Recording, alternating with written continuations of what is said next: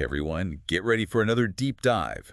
This time, we're going to dissect one of the most celebrated and frankly terrifying films ever made, The Silence of the Lambs. This 1991 masterpiece isn't just about jump scares. Oh, definitely not. It really delves into the deepest, darkest parts of the human psyche. We're talking themes of identity, manipulation, and the true nature of evil. Yeah. And the film doesn't hold back. It masterfully blends these dark themes with a really captivating character study. Absolutely. We're not just passively watching a horror movie. Right. We're witnessing the complex interplay between Clarice Starling, a young, ambitious FBI trainee, and the brilliant but utterly terrifying Hannibal Lecter. From the very beginning, we're thrown right into the action. Clarice is given the daunting task of interviewing Hannibal. To get insights into another killer, right? Yes. Buffalo Bill. It's a high-stakes game of wits, and the tension is palpable from their very first encounter. Oh, that first meeting in Lecter's dark, almost clinical cell really sets the stage for their whole twisted relationship. It does. You see his eyes, these windows into a mind that is both brilliant and utterly depraved. And it's crystal clear that he holds all the power, even behind bars. And he knows how to use it, doesn't he? Yeah. He agrees to help Clarice, but only under his conditions. Exactly. Demanding personal details, forcing her to confront her own vulnerability. Especially that traumatic childhood memory. The screaming lambs. Yeah.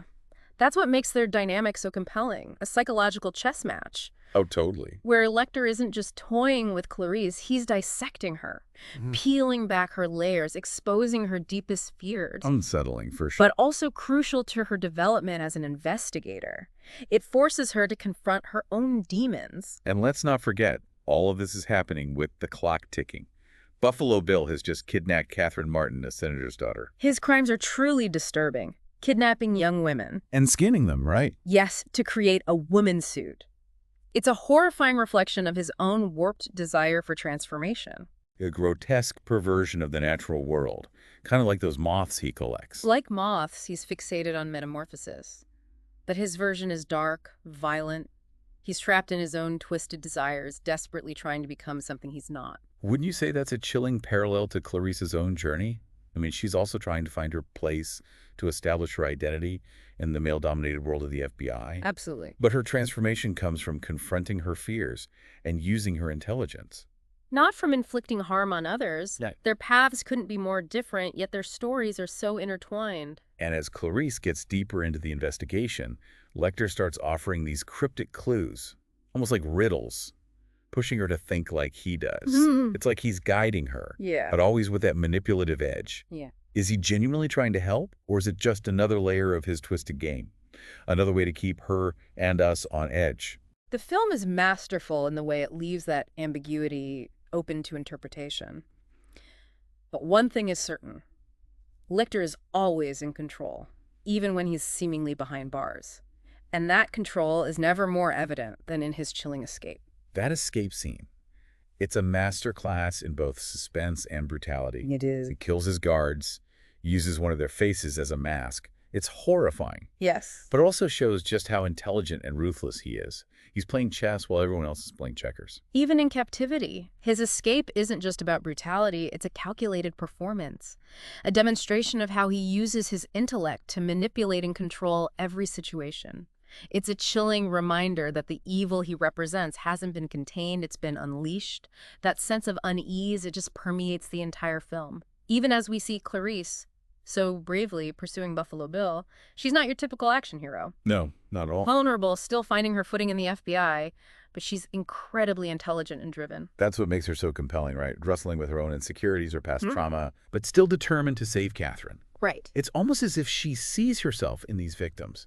Like she's trying to, I don't know, right the wrongs of her own past by protecting others. Exactly. That childhood trauma, the memory of those screaming lambs she couldn't save. It fuels her. It fuels her determination. She's not just going through the motions of an investigation. She's deeply invested in saving these women from a similar fate. And in a way, doesn't that contrast beautifully with Buffalo Bill's own twisted motives? Yeah. He's also driven by this desire for transformation. Yes. But his comes from a place of self-loathing and violence. He wants to shed his skin, literally, and become something he's not. And the film doesn't shy away from portraying those unsettling aspects of his character. That creepy voice he uses to talk to his victims, the way he dances in front of the camera. Oh, so creepy. It's all designed to make us uncomfortable, to force us to confront the darkness that can reside within the human psyche. But it's not just about shock value, right? The film uses those disturbing elements to make us think about the complexities of identity, societal pressures that can warp someone's sense of self. Makes you wonder what forces shaped Buffalo Bill into the monster he became. Precisely. It's a reminder that monsters aren't born, they're created. And that's where the film's brilliance lies. It forces us to look beyond the surface, to examine the underlying psychological and societal factors that contribute to such horrifying acts. And while we're on the topic of the film's brilliance, we can't forget Anthony Hopkins' iconic portrayal of Hannibal Lecter. Terrifying, yet somehow charismatic and intelligent. It's hard to look away from him. Even when you know he's capable of such horrific acts, that's the genius of Hopkins' performance. He captures that duality. Yeah. The intellectual brilliance alongside his complete lack of empathy. He can quote literature and appreciate art, all while meticulously planning his next gruesome act. It's that juxtaposition that makes him so fascinating and unsettling. And the way he interacts with Clarice, it's like this twisted game of cat and mouse. He prods and manipulates her, but there's also a strange sense of respect. Almost admiration for her intelligence and determination. That power dynamic is one of the most intriguing aspects of the film. Lecter is undoubtedly in control. Even when physically confined. But Clarice challenges him intellectually, and he seems genuinely intrigued by her, which makes their interactions all the more captivating. Speaking of captivating, the film itself is a masterclass in cinematic techniques. The way director Jonathan Demme builds suspense. Oh, absolutely. Through close-up shots, that slow pacing, those dark, claustrophobic spaces. It's remarkable how he pulls you into the story and keeps you on the edge of your seat. And you can't forget Howard Shore's score. Oh, the score's fantastic. Those subtle, eerie melodies, they just underscore the tension and heighten the sense of dread. And the use of silence, especially effective in those scenes where Clarice is pursuing Buffalo Bill. It makes you hyper-aware of every little sound, every creak and groan, as if you're right there with her in those dark and dangerous spaces. It's like the silence itself becomes another character, adding another layer of suspense to the already intense atmosphere. And all of those elements, the characters, the story, the masterful direction, it all comes together to create a film that is both terrifying and thought-provoking. And that's one of the reasons why The Silence of the Lambs continues to resonate with audiences even decades later. Definitely. It's not just a horror film. Right. It's a film that makes you think about the nature of good and evil, the complexities of human behavior, and the power of our choices. It sparks conversations and challenges perceptions. It Yeah. really does. And, you know, those deeper layers, the symbolism woven throughout the film, that make it a true masterpiece. Like, for instance, those lambs that Clarice remembers from her childhood. Yes, the ones she couldn't save. They represent more than just a memory, don't they? Oh, absolutely. They embody innocence, vulnerability, the very things she's now fighting to protect as an FBI agent.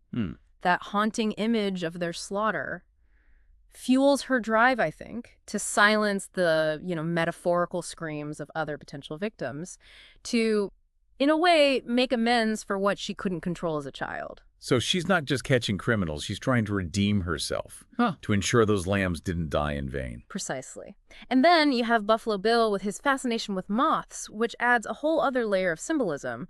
Moths represent transformation, metamorphosis, but his version is so twisted, grotesque. Right. He wants to create a woman's suit by literally taking the skins of his victims. Yeah. What a horrifying perversion of the natural process. It is. And that basement where he keeps Catherine captive, it's almost like a cocoon, wouldn't you say? Oh, yeah. A space where he's trying to orchestrate his own twisted rebirth, but it's a rebirth built on death and violence. Surrounded by all the, trappings of transformation, the moths, the sewing machine, the skins. But his methods are utterly depraved. They are. Such a stark contrast to Clarice's journey, where she embraces her vulnerability and uses her intellect to grow and evolve. And even the title itself, The Silence of the Lambs, it's not just a catchy phrase, is it? It speaks to Clarice's personal demons, but also, I think, to a larger societal issue. It does. The film, I think, subtly addresses the silencing of victims, like those Clarice is trying to save. It forces us to consider, who gets hurt and who gets ignored, whose pain is acknowledged and whose is brushed aside. It's a powerful message that continues to resonate even today. So this film It's a thriller, it's a horror story.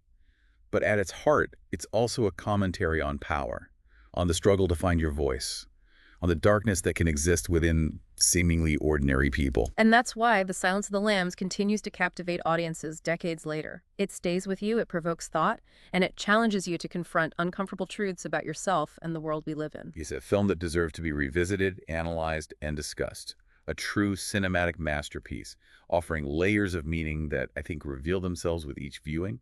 And that's the beauty of a truly great film. It sparks conversation, challenges perceptions, and stays relevant long after the final credits roll.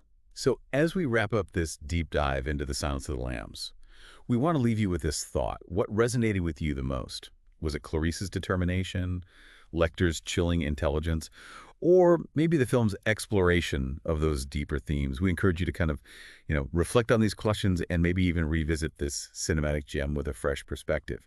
Thanks for joining us on this deep dive. Until next time.